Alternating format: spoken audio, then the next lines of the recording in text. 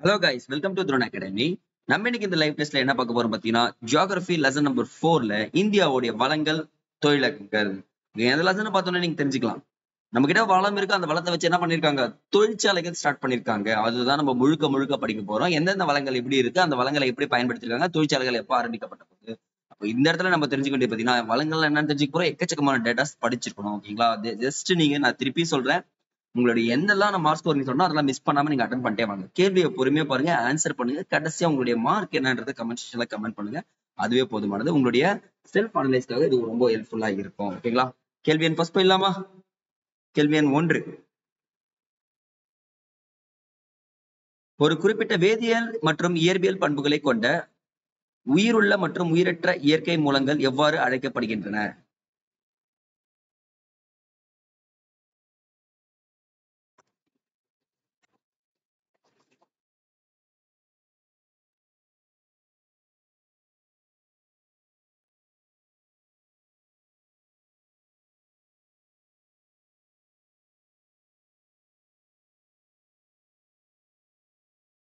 Option C, கனிமங்கள் தாங்க.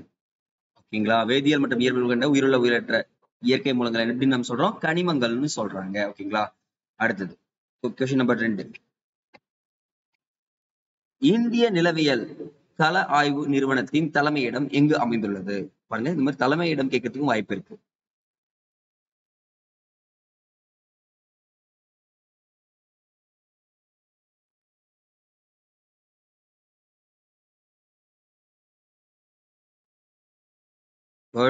Option A, கொல்கத்தாவில் அமைந்திருக்கிறது. ஓகேங்களா? Question number 3. வேதியியல் மற்றும் இயற்பியல் பண்புகள் அடிப்படையில் கனிமங்கள் எத்தனை பெரும் பிரிவுகளாக வகைப்படுத்தப்பட்டுள்ளன?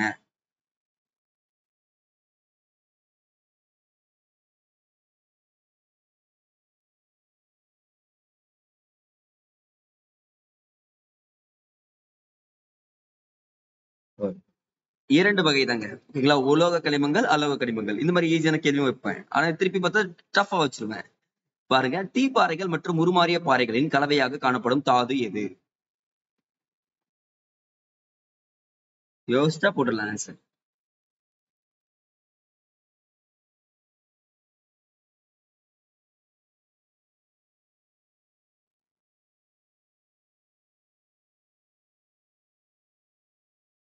ஃபோர்த் ஒன் ஆப்ஷன் பி, இரும்பு. ஓகேங்களா? மறந்துடாதீங்க. 5வது கேள்வி. இந்தியாவில் உள்ள மேக்னடைட் படிவுகளில் எந்த மாநிலம் மட்டும் 18% பங்கினை கொண்டுள்ளது? ஒரு மாநிலம் 18% மேக்னடைட்டை வச்சிருக்காங்க. எந்த மாநிலம்?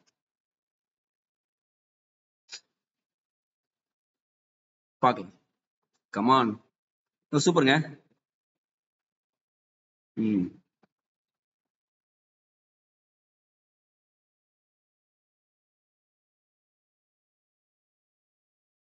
இதுக்கான ஆன்சர் ஆப்ஷன் சி, சத்தீஸ்கர் மாநிலம் மட்டும் 18% மேக்னடைட்டே வச்சிருக்காங்கன்னு சொல்லிட்டு. ஓகேங்களா? அடுத்து 6வது கேள்வி.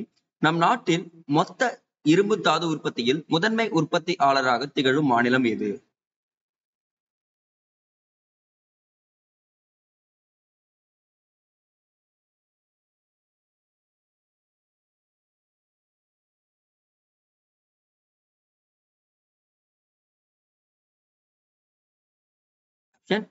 ஏ, ஜார்க்கண்ட். குட்ங்க.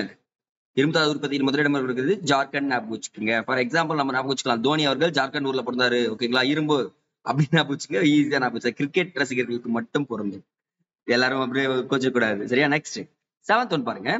நம் நாட்டின் மொத்த சுண்ணாம்பு படிவுகளில் முதலிடம் வகிக்கும் மாநிலம் எது? அதிகாலத்துல என்ன பண்ணாங்க, சுண்ணாம்பு வச்சுதான் கட்டினாங்க. ஆனா இந்த டைம்ல சுண்ணாம்பு படிவுகளில், கேள்வி படிவுகளில் முதலிடம் உள்ள மாநிலம்.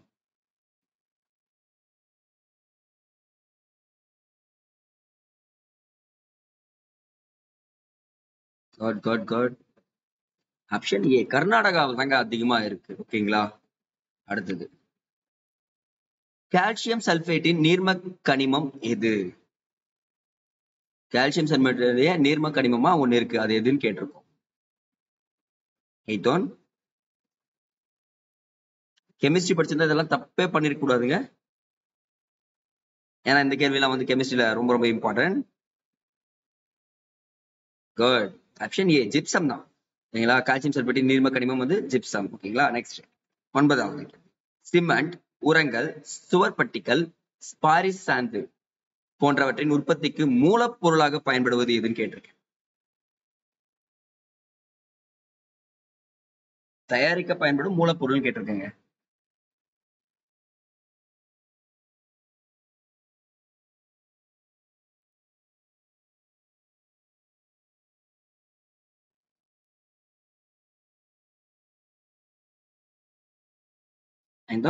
ஆப்ஷன் ஏ ஜிப்சம் தாங்க மூலப்பொருளா பயன்படுத்தப்படுகிறது. ஓகேங்களா, நெக்ஸ்ட் குட். தேசிய அனல் மின் நிறுவனம் எந்த ஆண்டு தொடங்கப்பட்டது?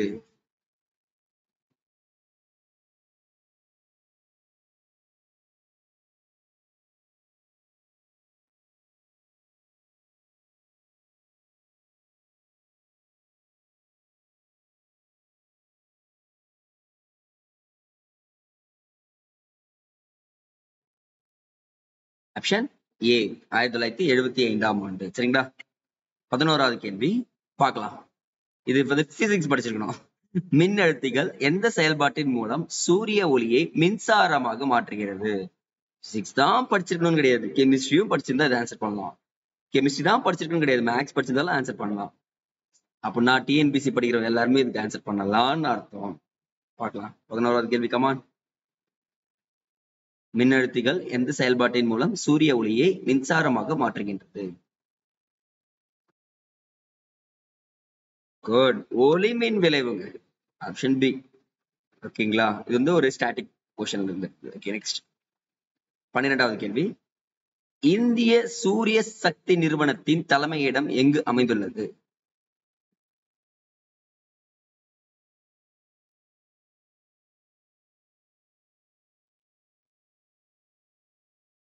ஆப்ஷன் டி, டெல்லியில இருக்குங்க. தலைமை இடம்லாம் வந்துச்சுன்னா ஞாபகம் வச்சுங்க, டெல்லி அந்த மாதிரி எழுதி வச்சுக்கோங்க, உங்களுக்கு ஹெல்ப்ஃபுல்லா இருக்கும். நெக்ஸ்ட், நீர் ஏற்றுவதற்கும் கப்பல்களை இயக்குவதற்கும் பயன்படுத்தப்படும் மின்சாரம் எது? ஏதோ ஒரு மின்சாரம் பயன்படுத்தப்படுகிறது.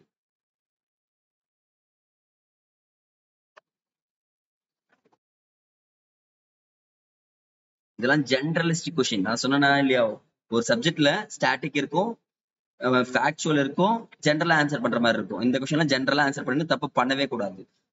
எடுத்துக்காட்டு காற்று. இப்ப பாருங்களேன், கப்பல் பயணம் பண்ணா காற்று தேவைப்படும், அதுதான் இது காற்று சக்தின்னு சொல்லுவாங்க. ஓகேங்களா, எக்ஸாம் பாயிண்ட் ரொம்ப ரொம்ப முக்கியம். அடுத்தது 14வது கேள்வி. இந்தியாவிலே அதிக அளவு காற்றாலைகளை கொண்டுள்ள மாநிலமாக விளங்குவது எது?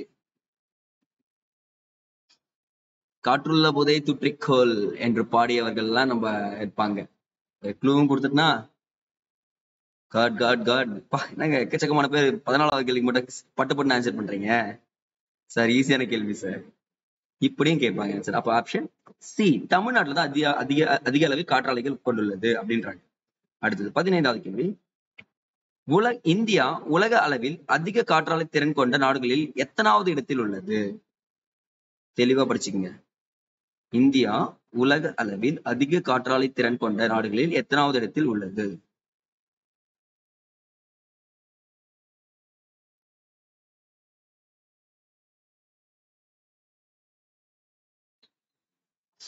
காட் காட் காட். ஆப்ஷன் பி, 4வது இடத்துல இருக்குங்க. அடுத்தது 16வது கேள்வி. இந்தியா பருத்தி உற்பத்தியில் உலகின் எத்தனாவது பெரிய நாடாகும்? பருத்தி உற்பத்தியில எத்தனாவது பெரிய நாடுன்னு கேட்டிருக்கு.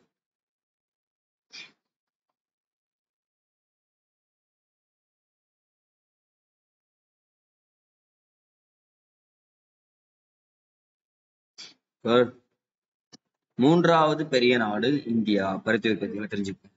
17வது கேள்வி. ரொம்ப டஃப்பா ட்விஸ்ட். ஜின்னிங் முறை கீழ்கண்டவற்றில் எதனுடன் தொடர்புடையது? நல்ல கேள்விங்க, ரொம்ப ரொம்ப இம்பார்ட்டன்ட்ங்க. டஃப்பா வைக்கிறதுனா ஜின்னிங் முறை என்றால் என்னன்னு கேட்டுருவோம்.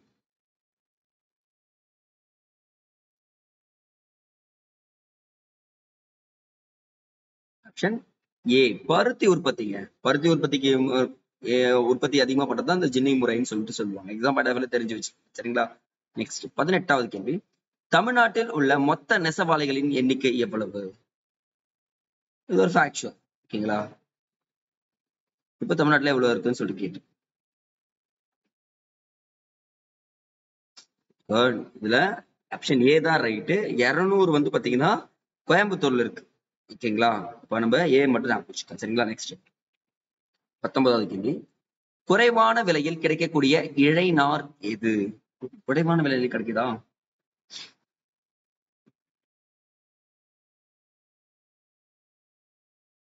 இதெல்லாம் நீங்க எலிமினேஷன் பண்ணா ஈஸியா பார்த்துக்கலாங்க. பாருங்க, இது எலிமினேஷன் மெத்தடுங்க. ஒரு 3 பொருளை நம்மளால காசு கொடுத்து வாங்க முடியாது. ஆனா ஒண்ணு மட்டும் நம்ம கடையில போய் டக்கு டக்குன்னு வாங்கி வந்துடலாம். இப்ப நான் வச்சுட்டீங்களா? குட்ங்க. சார் மூட்டை கட்டினாலும் சணல் வேணும். Option A good. சணல் தான் ஆன்சர் ரைட். ஓகேங்களா? பாருங்க, இதெல்லாம் ஜெனரலிஸ்டிக்கா தெரிஞ்சுக்கலாம். நம்ம அன்றாட வாழ்வில் பயன்படுத்தக்கூடியதே கேள்விகளா கேட்பாங்க. அடுத்தது, இந்தியாவின் 2வது பெரிய நெசவாலை துறை எது? 20வது கேள்வி ரொம்ப ரொம்ப இம்பார்ட்டன்ட்.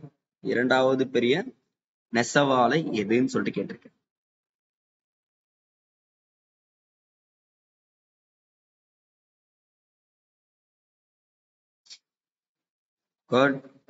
ஆப்ஷன் ஏ சணல் தான். ஏன்னா பருத்தி வந்து ஃபர்ஸ்ட், சணல் வந்து செகண்ட் தெரிஞ்சு வச்சுக்கோங்க, போதுமானது. சரிங்களா? நெக்ஸ்ட் 21வது கேள்வி. தேசிய சணல் வாரியத்தின் தலைமையகம் எங்கு அமைந்துள்ளது?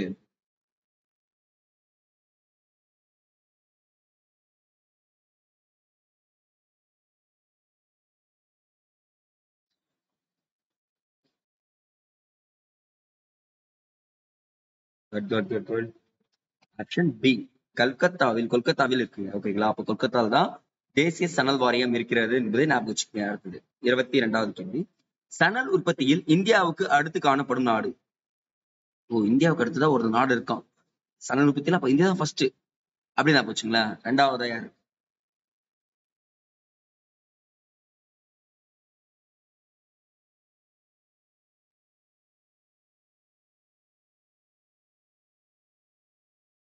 இது எப்படி படிக்கணும்னா, ஞாபகம் வச்சுங்க, நான் ஒரு க்ளூ சொல்லி தரேன்.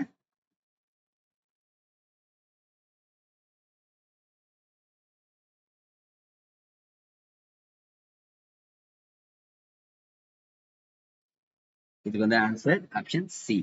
எப்படின்னா, இந்தியாவிலிருந்து சணல் வாங்க வங்கதேசம் போனா. இந்தியா வங்கதேசம், இந்தியா ஃபர்ஸ்ட் இடத்துலயும், இந்தியாவில இருந்து சணல் வாங்க வங்கதேசம் போனா. இந்தியாவில காலி ஆயிடுச்சுன்னா 2வது எங்க போனோம் அவன்? வங்கதேசம் தான் போறான்னு வச்சுக்கோங்க. சரிங்களா? இதெல்லாம் க்ளூ வேர்டா எழுதி வச்சுங்க, உங்க எக்ஸாம்ல உதவும். சரிங்களா? இந்தியாவில இருந்து சணல் வாங்க எங்க போறான்? வங்கதேசம். ஓகேங்களா? அடுத்து 23வது கேள்வி. சரி, இந்தியாவில் முதல் காகித தொழிற்சாலை எங்கு தொடங்கப்பட்டது? இதெல்லாம் தப்பே பண்ண மாட்டீங்கப்பா. பல நூற்றாண்டுகளா பார்த்துட்டு இருக்க ஒரு கேள்வி சார் இது. எப்படி சார் நாங்க தப்பு பண்ணுவோம்? Good good good good. முதல்ன்றது வந்தாலே டக்குன்னு ஆன்சர் வந்ததுங்க உங்ககிட்ட இருந்து. ஓகேங்க, ஆப்ஷன் டி செராம்பூர். ஓகேங்க, நெக்ஸ்ட் 24வது கேள்வி. உயர்தர அச்சுத்தாள்கள் மற்றும் செய்தித்தாள்கள் உற்பத்திக்கு மூலப்பொருளாக பயன்படுவது எது? இது ஏதோ ஒரு மரம் வந்து பாத்தீங்கன்னா இது 2 தயாரிக்க பயன்படுது.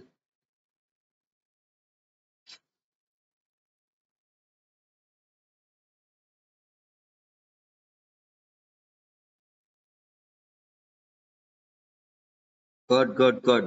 ஆப்ஷன் பி மென்மரம் தாங்க. ஓகேங்களா? இதுதான் வந்து பாத்தீங்கன்னா உயர்தர அச்சுத்தாள்கள் செய்தித்தாள்கள் தயாரிக்க பயன்படுது.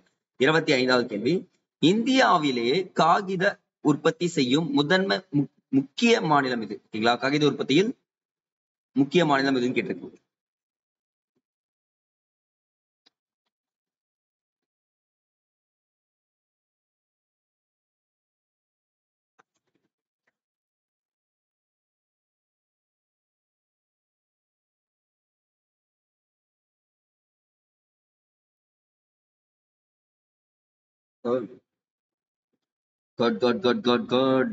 மேற்கு வங்கம். சரிங்களா? இப்ப 25வது கேள்வி ஆன்சர் மேற்கு வங்கம். சரிங்களா? நெக்ஸ்ட் 26வது கேள்வி. தேசிய செய்தித்தாள் மற்றும் காகித ஆலைகள் எங்கு அமைந்துள்ளன? ஆஹா, நல்ல கேள்வியோ. தேசிய செய்தித்தாள் மற்றும் காகித ஆலைகள் எங்கு அமைந்துள்ளன? எல்லாமே ஆன்சர் வரும் போல இருக்கு இந்த கேள்விக்கு மட்டும் அப்படின்னு மனசு தோணணுமே. ஆனா எல்லாமே ஆப்ஷன்ல இருக்கிற மாதிரி இருக்கு.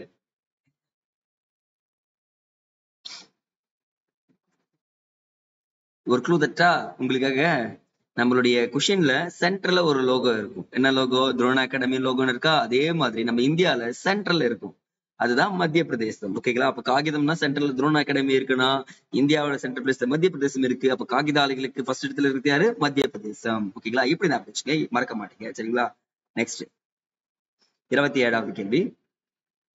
அடி அடிப்படையான உலோக தொழிற்சாலை என அழைக்கப்படுவது எது? ஓகே, இதான் பேசிக்கான உலோக தொழிற்சாலைன்னு சொல்றாங்க. 27வது.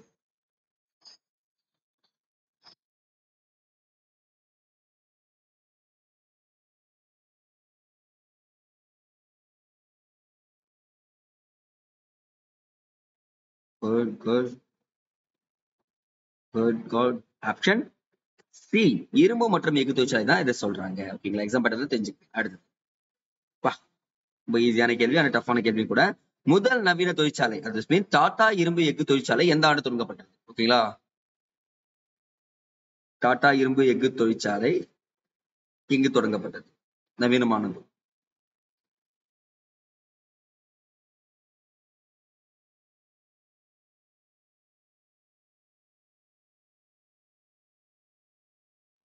Good good good.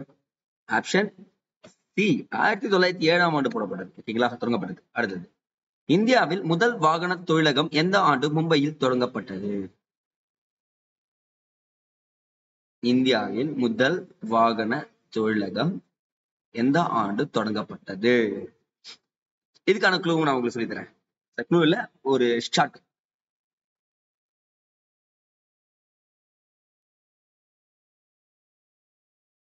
மும்பைல தொடங்கியிருக்காங்க. Answer A. ஓகேங்களா? ஒண்ணு இல்லைங்க, 18 வயசு ஆன உடனே எத்தவொடனே பைக் தான் கேட்போம் வீட்டுல. அதே மாதிரி சுதந்திரம் வாங்கின உடனே என்ன பண்றாங்க பாத்தீங்கன்னா, வாகனங்களை வாங்குங்க அப்படின்னு சொல்லிட்டாங்க. சுதந்திரம் வாங்கின உடனே என்ன பண்ண சொல்லிட்டாங்க? வாகனங்கள் வாங்க சொன்னாங்க. அதுதான் எப்படி ஷார்ட்கட்டா நீங்க ஞாபகம் வச்சுக்கணும். சரிங்களா? மும்பைல. ஓகேங்களா? எக்ஸாம் பாயிண்ட் ஆஃப் வியூல. நெக்ஸ்ட் 30வது கேள்வி. சென்னை ஆசியாவின் டெட்ராய்டு என்று அழைக்கப்பட காரணம்? ஓ, ஆசியாவின் டெட்ராய்டு சென்னை என அழைக்கப்பட காரணம்?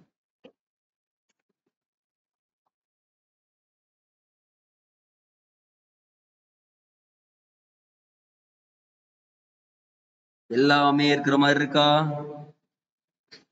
பட் ஆனா இந்த இடத்துல எக்ஸாம் பாயிண்ட் ஆஃப் வியூல ஒண்ணுதான் ஆன்சர். இப்படியும் கொஸ்டின் கேட்கிறப்ப ஈஸியா ஆன்சர் பண்ணிடலாம். ஆப்ஷன் சி, உற்பத்தி காரணிகள் அதிகம். ஓகேங்களா? இந்த உதிரி பாகங்கள்லாம் அதிகமா இருக்கும், உற்பத்தி காரணிகள் ஒரு மூலப்பொருட்கள் அதிகமா இருந்துச்சுன்னா அதுல உற்பத்தி அதிகமாகும். அதான் இங்க சொல்றாங்க. எக்ஸாம் பாயிண்ட் ஆஃப் வியூல தெரிஞ்சு வச்சு. சரிங்களா? அடுத்து 31வது கேள்வி. மின்சார உற்பத்திக்கு தேவையான உபகரணங்கள், மின்மாற்றிகள் மற்றும் போன்றவற்றை உற்பத்தி செய்யும் தொழிலகம் எது? உபகரணங்கள், மின்மாற்றிகள் போன்றவற்றை உற்பத்தி செய்யும் தொழிலகம் எது?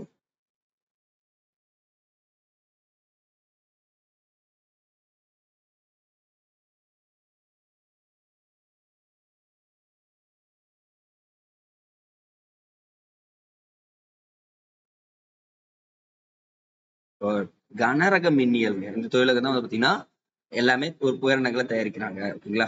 32வது கேள்வி. தப்பு பண்ண மாட்டீங்கன்னு நினைக்கிறேன், ஏன்னா பல ஆயிரம் நூற்றாண்டுகளாக கேட்கப்பட்ட கேள்வி. இந்தியாவின் மின்னியல் தலைநகரம் என்று அழைக்கப்படும் நகரம்? ஐயா, பல நூற்றாண்டுகள்லாம் இல்ல ஐயா, இது புக்ல இருக்கு அப்படின்னு ஞாபகம் வச்சுக்க. அப்புறம் வந்து சார் வந்து கமெண்ட் செக்ஷன்ல திட்டக்கூடாது.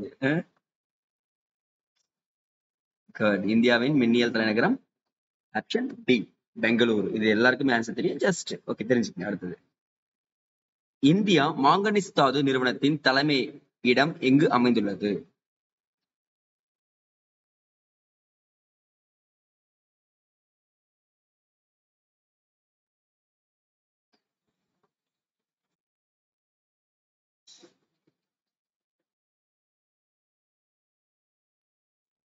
ஆப்ஷன் ஏ, நாக்பூர்ல இருக்குங்களா?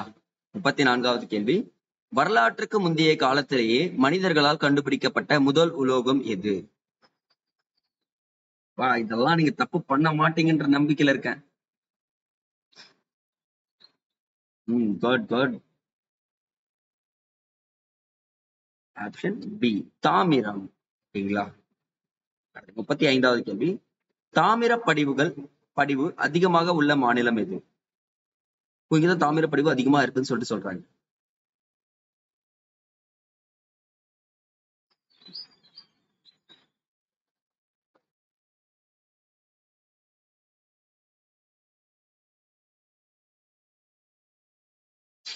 ஆப்ஷன் டி ராஜஸ்தான்ங்க. ஓகேங்களா? மோஸ்ட்லி பாலைவனம் அதிகமா இருக்கிற பகுதிகள் எல்லாமே தாமிர படிவுகள் அதிகமா இருக்கும். ஓகேங்களா? அதுக்கான கான்செப்ட் ஒரு நாள் நான் சொல்றேன். சரிங்களா? 36வது கேள்வி. சரளை மண் காணப்படும் பகுதிகளில் புவியின் மேற்பரப்பில் படிவுகளாக காணப்படுவது எது?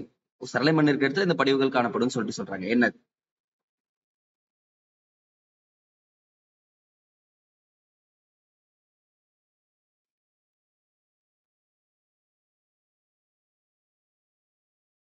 குட். பாக்சைட் படிவுகள் அதிகமா காணப்படும் சொல்றாங்க. நெக்ஸ்ட் 37வது கேள்வி.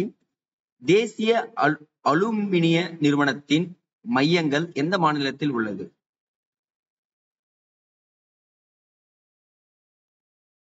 தேசிய அலுமினிய மையத்தின் மையங்கள்.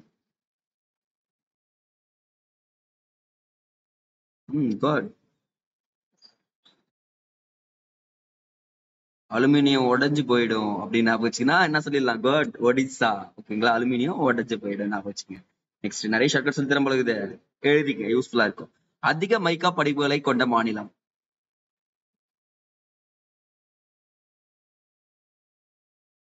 அதிக மைக்கா படிவுகளை கொண்ட மாநிலம்.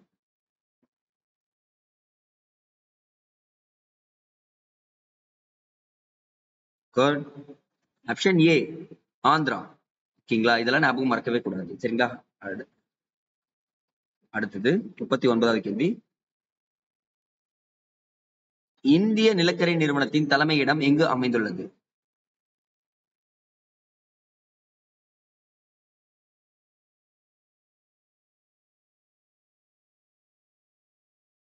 Good good good good good. Option ஏ கொல்கத்தாவில் தாங்க இருக்கு. நல்ல ஆன்சருங்க. அடுத்தது நம் நாட்டின் மிகப்பெரிய எண்ணெய் வயல் எங்கு அமைந்துள்ளது?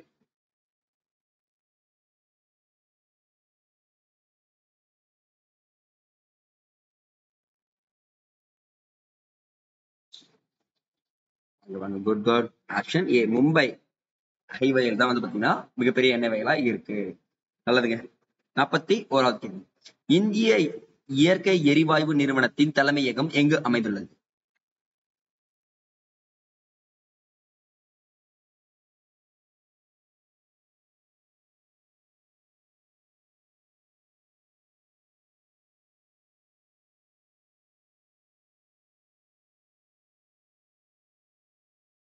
ஆப்ஷன் சி டெல்லியில இருக்குங்க.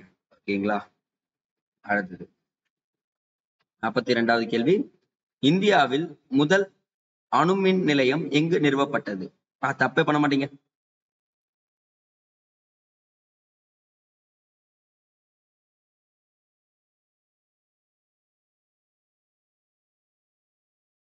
ஆப்ஷன் ஏ தாராப்பூர்ல இருக்கு. ஓகேங்களா? இது நான் போதுமானது. 43வது கேள்வி. இந்திய அணுமின் சக்தி நிறுவனத்தின் தலைமையிடம் எங்கு அமைந்துள்ளது?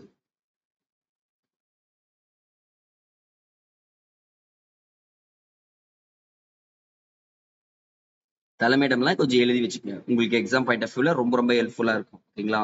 வால் பேப்பர்ல எழுதி வச்சு தஸ்மின் வால்ல ஒட்டிட்டாலும் நல்லதுதான் செவுத்துல. Option C Mumbai. ஓகேங்களா? தரப்பு தான் போட்டிருக்கோம். நெக்ஸ்ட் 44வது கேள்வி. இந்தியாவில் முதல் நீர்மின் நிலையம் எங்கு நிறுவப்பட்டது? கண்டிப்பா எல்லாருக்கும் தெரிஞ்சுக்க வேண்டிய கொஸ்டின். நீர்மின் நிலையம், முதல் நீர்மின் நிலையம்.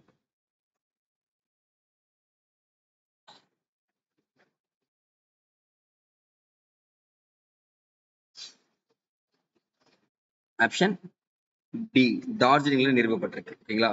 அடுத்தது 45வது கேள்வி. தேசிய காற்றாற்றல் நிறுவனம் எங்கு அமைந்துள்ளது? இதெல்லாம் தப்பே பண்ணக்கூடாது.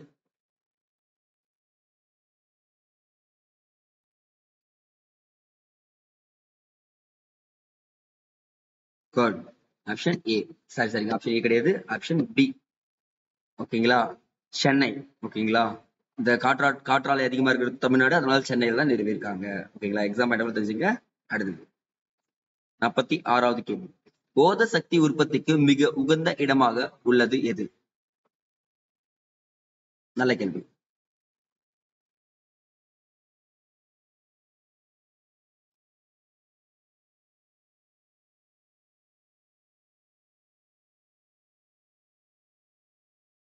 ஆப்ஷன் ஏ காம்பே வளைகுடா தாங்க ஓத சக்தி உற்பத்திக்கு மிகுந்த இடம் சொல்றாங்க. 47வது கேள்வி, இந்தியாவின் முதல் பருத்தி நெசவாலை எங்கு நிறுவப்பட்டது? முதல் பருத்தி நெசவாலை எங்கு நிறுவப்பட்டது?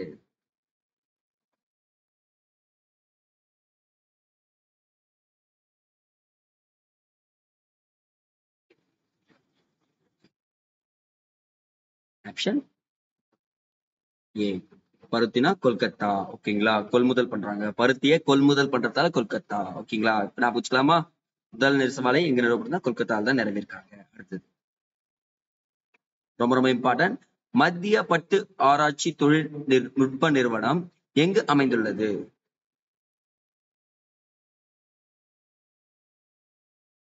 ரொம்ப ரொம்ப இம்பார்ட்டன்ட் இதுவும்.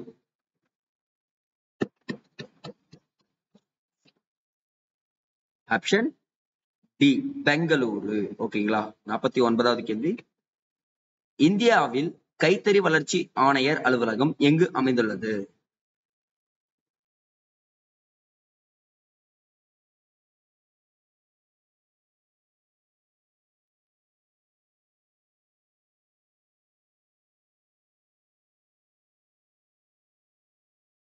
Good good. ஆப்ஷன் ஏ புதுடெல்லியில் அமைந்திருக்கு. ஓகேங்களா, அடுத்து 50வது கேள்வி கிட்ட வந்துட்டு முடிச்சிட்டோம் பாருங்க. சர்க்கரை தொழில் எத்தனை சரி எதனை அடுத்து இரண்டாவது பெரிய வேளாண் சார்ந்த தொழிலாக உள்ளது? சர்க்கரை தொழில் வந்து ஒரு தாண்டி இருக்குன்றாங்க. ரொம்ப ரொம்ப ஈஸியான கேள்வி தானே. இந்த மாதிரி கேள்வி எல்லாம் கண்டிப்பா மிஸ் பண்ணக்கூடாதுங்க. இந்த மாதிரி ட்விஸ்டட் கேள்வியும் இருக்கு. சர்க்கரை தொழில் எதனை அடுத்து இரண்டாவது பெரிய வேளாண் சார்ந்த தொழிலா இருக்கணும்னு சொல்றாங்க. அப்ப எக்ஸாம் தெரிஞ்சுக்கலாம், பருத்தி. ஓகேங்களா, அப்ப இந்த இடத்துல இந்த லெசன்ல நம்ம தெரிஞ்சுக்கிட்டு ஒரு வளங்கள் இருக்கு, அந்த வளங்களை வச்சு தொழிற்சாலைகள் ஆரம்பிக்கப்பட்டிருக்கு. அப்ப இந்தியாவில் வளங்கள் இருக்கு, அந்த தொழிற்சாலைகள் என்னென்னன்றதை நம்ம ஃபுல்லாவே பார்த்தாச்சு. ஓகேங்களா, கமெண்ட் செக்ஷன்ல நீங்க பண்ண வேண்டிய கொஸ்டின் 50க்கு உங்களுடைய மார்க் என்னன்றதை கமெண்ட். ஏன்னா சார் நான் மார்க் போடாம விட்டுட்டு போயிட்டீங்கன்னா இந்த டெஸ்ட் அட்டன் பண்ணி ஒரு யூஸ் இருக்காது. ஸோ நீ மார்க் போட்டீங்கன்னா செல்ஃப் அனலைஸ் தெரியும். அட் த சேம் டைம்ல எக்ஸாம் கிட்ட வரப்போ இந்த ஒரு வீடியோ வந்து ரீகால் பண்ணிட்டு போனீங்கன்னா உங்களுக்கு ரொம்ப ஹெல்ப்ஃபுல்லாவே இருக்குன்றதை நான் சொல்றேன். ஓகேங்களா, ஓகேங்க, அடுத்த வீடியோ சந்திக்கலாம். நன்றி.